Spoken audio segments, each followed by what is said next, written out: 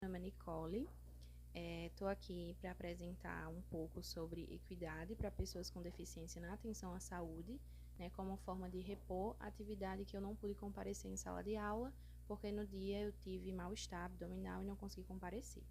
Então, depois que a senhora colocou o artigo no SIGA, né, após leitura, eu decidi montar essa apresentação para conseguir expor um pouco do que eu aprendi.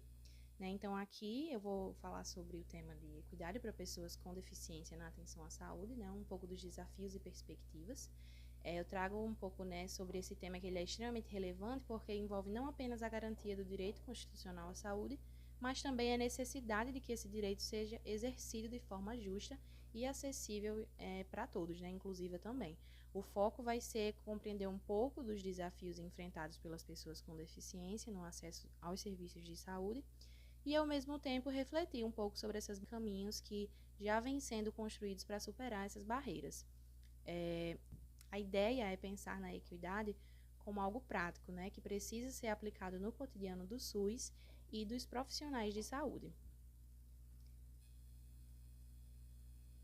Então, aqui eu trago um pouco da introdução, trazendo esse direito à saúde universal e equânime, como estabelecido na Constituição de 88, que diz que a saúde é um direito de todos e dever do Estado.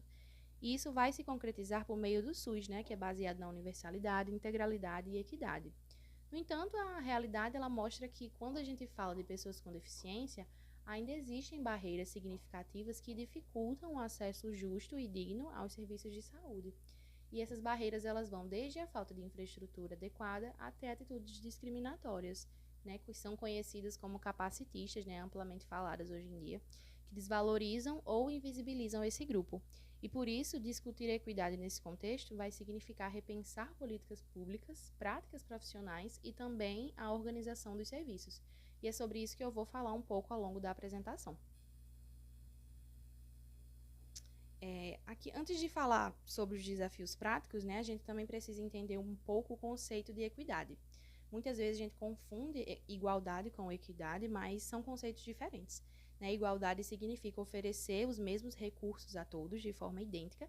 Já a equidade, ela busca oferecer recursos diferenciados, de acordo com as necessidades específicas de cada pessoa ou grupo, para que todos tenham oportunidades reais e justas de usufruir do direito à saúde. No caso das pessoas com deficiência, isso pode significar oferecer atendimento em libras, disponibilizar cadeiras de rodas, adaptar os espaços físicos ou até criar fluxos diferenciados para que o cuidado seja efetivo. Em outras palavras, a equidade vai ser reconhecer que tratar desigualmente os desiguais é, na prática, a única forma de garantir justiça social. Quanto aos desafios atuais, a gente analisa na realidade da atenção à saúde para pessoas com deficiência que alguns desafios se destacam.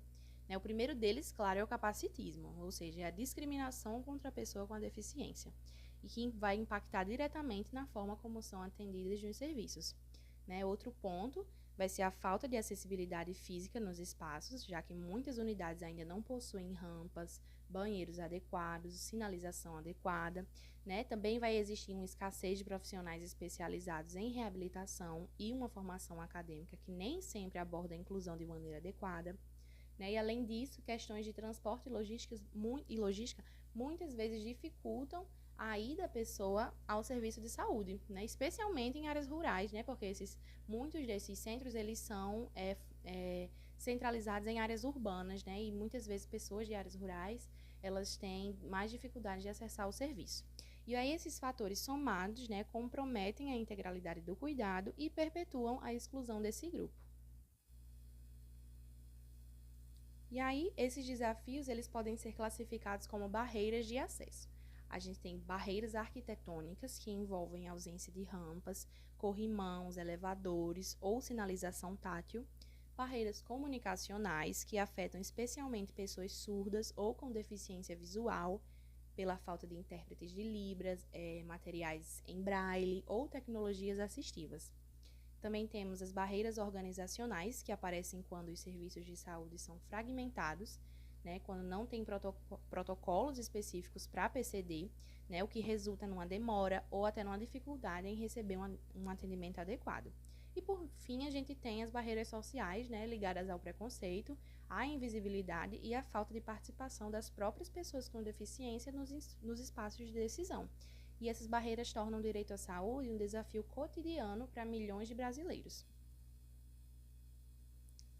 E aí, diante desse cenário, é fundamental pensar em estratégias de transformação, né? No cuidado hospitalar, por exemplo, as adaptações físicas são indispensáveis, né? Rampas, corrimãos, banheiros acessíveis e pisos táteis, eles são básicos para conseguir promover uma inclusão. E outro aspecto é a comunicação acessível, né, com intérpretes de Libras, materiais em braille e outros recursos digitais que permitam a interação entre o paciente e a equipe, né? Além disso, o apoio psicológico, a inclusão da família no processo de cuidado vão ser essenciais para promover autonomia e bem-estar. E a gente não pode esquecer também da necessidade de educação permanente da equipe de saúde, né? A formação continuada, para que todos os profissionais estejam preparados, não apenas tecnicamente, né, mas também humanamente, a atender pessoas com deficiência de uma forma digna e respeitosa. E aqui no âmbito das políticas públicas, um marco importante, né, foi a criação da Rede de Cuidados à Pessoa com Deficiência em 2012, né, consolidada em 2017, e essa rede ela organiza diferentes pontos de atenção à saúde, né, a atenção básica, que é a porta de entrada, voltada para a identificação precoce e acompanhamento contínuo, a atenção especializada em reabilitação, que inclui os centros de reabilitação responsáveis pelo diagnóstico, tratamento e concessão de tecnologias assistivas, e a atenção hospitalar e de urgência, que precisa estar preparada para oferecer um cuidado acessível e humanizado. Essa rede está diretamente ligada ao princípio da equidade, né, porque vai buscar responder às necessidades específicas da pessoa com deficiência de uma forma articulada e integral. Um exemplo é a experiência a rede aqui paraibana que a gente tem, né, inclusive a gente visitou na disciplina de cuidado em redes de atenção à saúde, CRAS, né?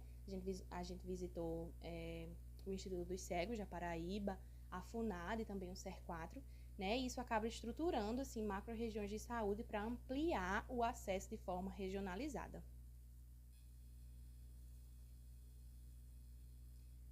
Apesar dos desafios, a gente também tem perspectivas promissoras, né? Uma delas é a formação continuada, como já dita, de profissionais, que precisa incluir conteúdos sobre deficiência, acessibilidade e direitos humanos.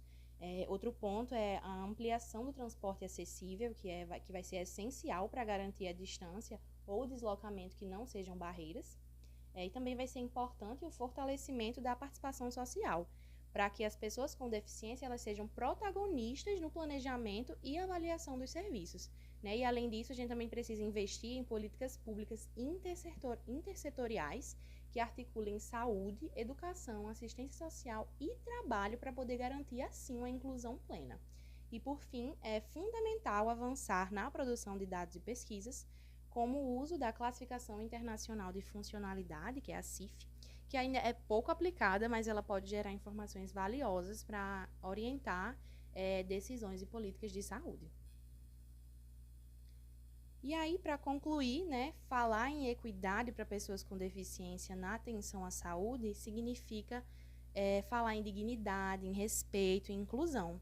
E isso aí significa reconhecer que não basta garantir um acesso ao SUS em termos gerais, né?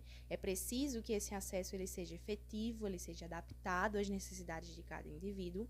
Porém, os desafios ainda são muitos, né? Nós temos barreiras arquitetônicas, organizacionais, comunicacionais e sociais, como já explicadas ao longo da apresentação.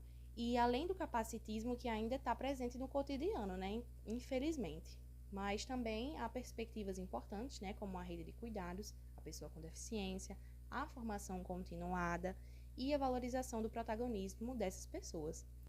Em síntese, o caminho para a equidade ele passa por políticas públicas consistentes, mas também por mudanças culturais dentro dos serviços de saúde e da própria sociedade, né? E só assim a gente vai conseguir ter um sistema verdadeiramente universal, integral e inclusivo. E é isso. Muito obrigada pela atenção.